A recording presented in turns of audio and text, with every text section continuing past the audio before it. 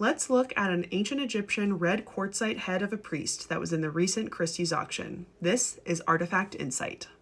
This head dates to the late period to the Ptolemaic, approximately the 6th to the 4th century BCE. It is made out of this beautiful red quartzite stone that has some great coloring and spotting.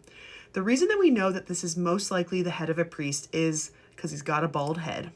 It was extremely common for ancient Egyptian priests to at least shave their head and, if possible, shave everything.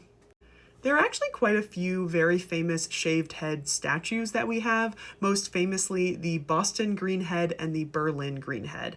And very similar to the sculptors of those heads, this sculptor shows a lot of great skill in depicting a much more realistic image of a middle-aged man, rather than kind of leaning towards the idealistic images that you see in earlier ancient Egyptian art. This piece has been exhibited quite a lot, surprisingly. The piece was originally in the possession of Peter Scherer, who appears to have been an ancient art dealer who worked with Egyptian, Greek, Roman, and other ancient art. It was then in the collection of another dealer from Munich named Heinz Herzer, who seems to have been associated with the French dealer who was involved with the acquisition of the looted golden mummy for the Metropolitan Museum of Art. So that's not great news.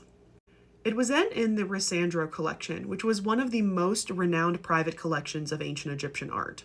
It was then sold from that collection in 2016, but it does appear to have been on exhibit at a Munich museum in 1986 and in the Berlin Egyptian Museum in 1992.